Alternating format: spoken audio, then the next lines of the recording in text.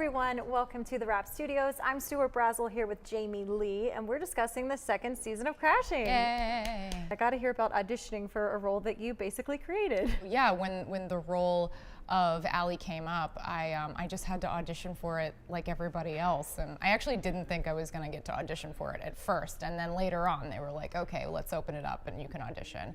So yeah, when I got it, I was very, very surprised and thrilled. What was the audition like? Were you very nervous? I had a lot of fun. I remember it being one of the more fun auditions that I've had to do. I didn't feel super nervous, and I know Pete obviously, so we were able to riff back and forth, and yeah, so it was actually pretty fun. Where will we see your character progress? Or initially, when Allie meets Pete, she's a little like horrified by him because he makes himself so comfortable in her apartment.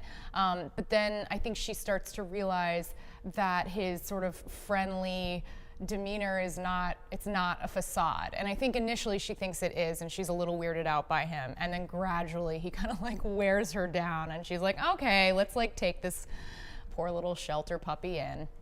so what can you tell us about the rest of this season and what the viewers can really look forward to on Crashing? Yeah, I think that Pete's character gets to know himself a little more. Speaking of risks, he gets to take more risks.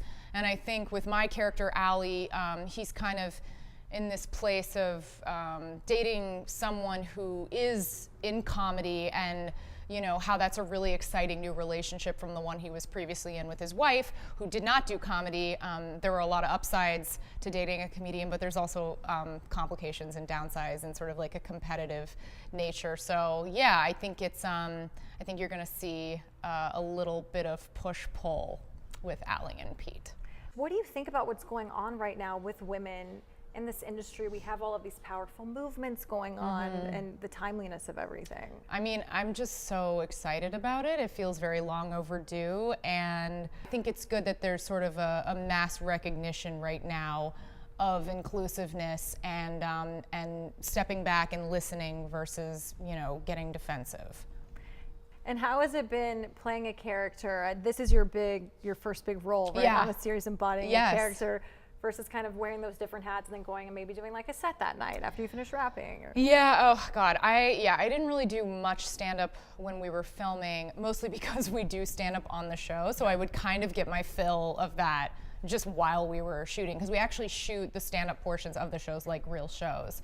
And then being a female comedian, and yes, you've been around for a long time, there are lots of you, but it is still male dominated. There's only so much you can control, and the main thing you can control is your product and believing in yourself, and also just putting out work that you're passionate about. With the Me Too movement. Oh, But yeah. as a comedian, it's like you want to make people laugh, but it's an interesting time, and people don't know what to do, really, what to say. It's tricky because I think on one hand, people need to laugh more than ever, and levity is so important right now, but then the other side of it is that things are not that funny right now.